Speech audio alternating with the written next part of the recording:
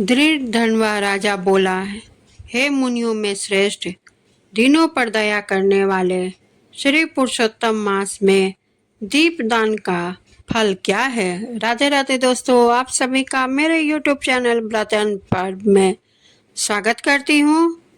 सो कृपा करके मुझसे कहिए। श्री नारायण बोले इस प्रकार। राजा दृढ़ धनवा के पूछने पर अत्यंत प्रसन्न होकर मुनियों ने श्रेष्ठ वाल्मीकि मुनि ने हंसते हुए विनीत अत्यंत नम्र राजा दृढ़ धनवा से कहा। वाल्मीकि मुनि इस प्रकार, मुनि है राजाओं में सिंह सदृश पराक्रम वाले पापों का नाश करने वाली कथा को सुनिए, जिसके सुनने से 5 प्रकार के महान पाप नष्ट हो जाते हैं। सौभाग्य नगर में चित्रबाहु नाम से प्रसिद्ध बड़ा बुद्धिमान अत्यंत बलवान राजा था। वह क्षमाशील, समस्त धर्मों को जानने वाला, शील रूप और दया से युक्त, ब्राह्मणों का भक्त, भगवान का भक्त, कथा के श्रवण में तत्पर, हमेशा अपनी स्त्री में प्रेम करने वाला, शत्रुपुत्र से युक्त, चतुरंगी सेना से युक्त, ऐश्वर्य में कुबेर के समान था। उसकी चंद्रकला नाम की स्त्री 64 कला को जानने वाली, पतिव्रता, महान भाग्यवती, भगवान की भक्ति को करने वाली थी। उसके साथ युवा चित्रबाहु राजा पृथ्वी का भोग करने लगा, बिना श्री कृष्ण के जो दूसरे देवता को नहीं जानता था। एक दिन पृथ्वीपति राजा चित्रबाहु ने दूर से ही आए हुए मुनियों में श्रेष्ठ अगस्त्य मुनि को देखकर पृथ्वी में दंडवत प्रणाम कर उनकी विधिवत पूर्वक पूजा की और भक्ति से आसन देकर मुनि श्रेष्ठ ने सम्मुख बैठ गया। विनम्र से नम्र होकर मुनि श्रेष्ठ से कहा। राजा बोला, आज मेरा जन्म सफल हुआ, आज मेरा दिन सफल हुआ, आज मेरा राज्य सफल हुआ, आज मेरा गृह सफल हुआ और आप भी श्री कृष्ण चंद्र के सेवक आज मेरे गृह में आए। आपसे देखा गया मैं पाप ताप पुंज से मुक्त हो गया। आपको हाथी घोड़े रथ से युक्त समस्त राज समर्पण किया। हे मुनि श्रेष्ठ, आप वैष्णव हो, आपके लिए कोई भी अदेय वस्तु नहीं है। वैष्णव को थोड़ा भी दिया हुआ मेरू पर्वत के समान होता है। 2 कौड़ी के बराबर शाक अथवा उत्तम अन्न जिस दिन वैष्णव ब्राह्मण को नहीं देता है, वह दिन उसका विफल है, ऐसा वेद के जानने वालों ने कहा है। जो कोई द्विजाति विष्णु भक्त हो, वे सब पूज्य हैं। उनका वाणी मन कर्म से सत्कार करनी चाहिए, ऐसा मुझसे गर्ग गौतम सुमंतु ऋषि ने कहा है। जब तक सूर्योदय नहीं होता तभी तक तारागण भी प्रभा रहती है। जब तक वैष्णव ब्राह्मण नहीं आता तभी तक दूसरे ब्राह्मण कहे गए हैं।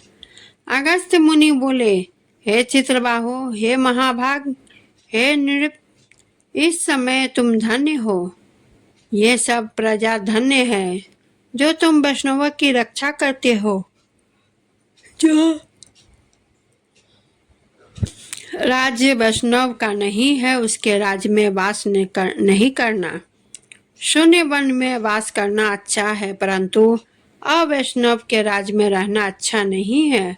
जिस प्रकार नेत्रहीन शरीर, पतिहीन स्त्री, बिना पढ़ा हुआ ब्राह्मण निंदनीय है, उसी वैसे ही वैष्णव रहित देश निंदनीय है। जैसे दांत के बिना हाथी, पंख के बिना पक्षी, 10वीं विद्या द्वादशी कही गई है, वैसे ही वैष्णव रहित देश है। जैसे कुशा रहित संध्या, तिलहीन तर्पण वृत्ति के लिए देवता की सेवा है, वैसे ही वैष्णव रहित देश कहा है। जैसे केशों को धारण करने वाली विधवा स्त्री स्नान रहित व्रत ब्राह्मणी में गमन करने वाला शूद्र वैसे ही बिना वैष्णव का राष्ट्र निंदन है। जो श्री कृष्ण चंद्र के चरणों का आश्रय करने वाला है, सत्पुरुष से राजा कहा गया है, उसका राष्ट्र हमेशा वृद्धि को प्राप्त होता है और उसकी प्रजा सुखी होती है। हे राजन, जो मैंने तुमको देखा इसलिए मेरी दृष्टि सफल हुई। भक्त आपके साथ हम बात करने से आज मेरी वाणी सफल हुई। हे राजन, मेरी आज्ञा से यह राज्य तुमको करना चाहिए। मैंने इस राज्य में तुमको प्रतिष्ठित किया है। तुम्हारा कल्याण हो, मैं जाऊंगा। श्री नारायण बोले, इस प्रकार कहकर जाने की इच्छा करने वाले श्रेष्ठ मुनि अगस्त्य चित्रबाहु राजा को पतिव्रता स्त्री ने परम भक्ति के साथ प्रणाम किया। अगस्त्य मुनि बोले, हे शुभे, तू सदा सौभाग्यवती हो और भक्ति से पति की सेवा कर। श्री गोपी जन के बल्लभ श्री कृष्ण चंद्र में तेरी सदा दृढ़ भक्ति हो। इस प्रकार आशीर्वाद देते हुए अगस्त्य ऋषि से विनय पूर्वक सिर नवाकर और अंजलि बांधकर चित्रबाहु राजा ने फिर कहा। चित्रबाहु बोला, हे विपेंद्र, यह विपुल लक्ष्मी कैसे हुई? निष्कंटक राज्य कैसे हुआ? यह मेरी स्त्री इतनी पतिव्रता कैसे हुई?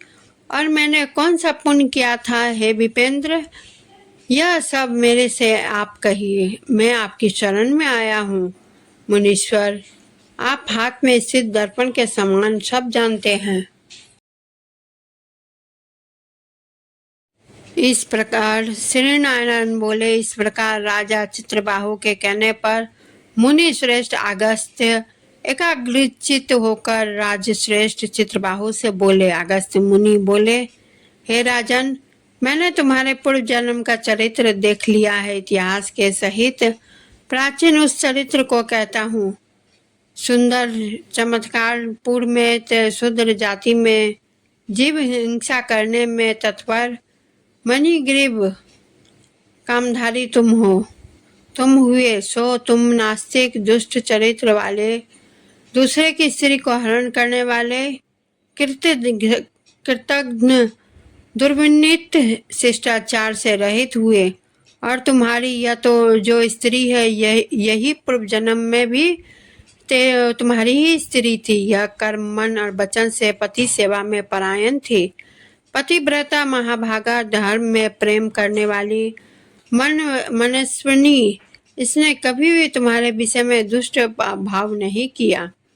पाप कर्म को करने वाला तुम्हारी जाति और बांधवों ने त्याग कर दिया और क्रुद्ध होकर राजा ने सब उत्तम धन ले लिया। फिर उस समय बचा हुआ जो कुछ भी अवशेष धन था उसको जाति वालों ने भी ले लिया।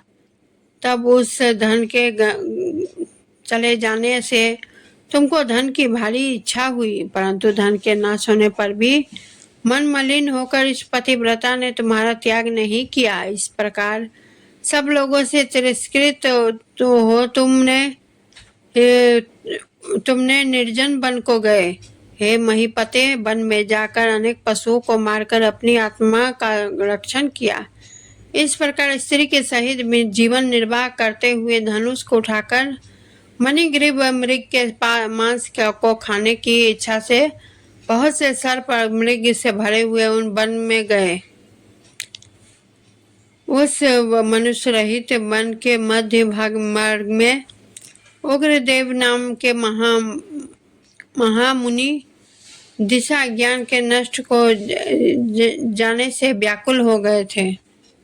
हे राजन, मध्याह्न के समय तृषा में अत्यंत पीड़ित हो वहां ही गिरकर मरणासन हो गए। उस समय रास्ते को भूले हुए उस दुखित ब्राह्मण को देखकर तुमको दया आई। उस ब्राह्मण को उठाकर उसको साथ लेकर तुम अपने आश्रम को गए। उस दुखित ब्राह्मण की तुम दोनों स्त्री पुरुष ने सेवा की। एक मुहूर्त के बाद उस समय महायोगी उग्रदेव चैतन्य को प्राप्त हुए आश्चर्य करने के बाद कि मैं वहाँ था, यहाँ कैसे आ गया?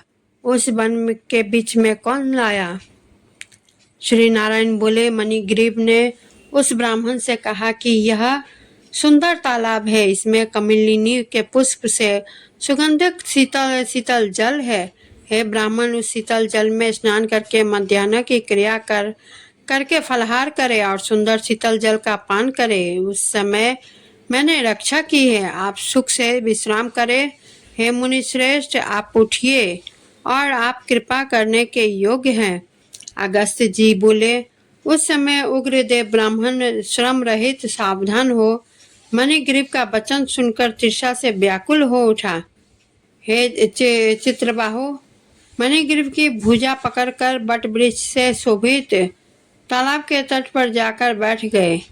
बट वृक्ष के छाया में बैठकर क्षण मात्र विश्राम कर स्नान और नित्यकर्म का कर वासुदेव भगवान का पूजन किया।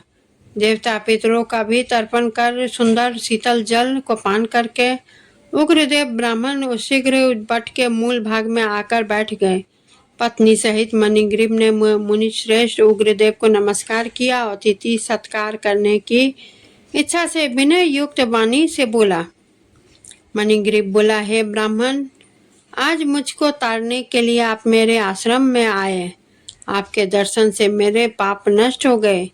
इस प्रकार उग्रदेव उस ब्राह्मण से कहकर प्रसन्न मणिग्रीव से स्त्री से बोला, आई सुंदरी, जो स्वादिष्ट पके हुए फल है उन आम्र फलों में को तुम जल्दी लाओ, विलम्ब मत करो। हे महाभुने, हे शुभानने, और जो कुछ कंद आदि हो उनको भी ले आओ। इस प्रकार स्त्री अपने पति के वचन को सुन फलों को और कंदादिकों को लेकर हर्ष से ब्राह्मण के सामने रखती है।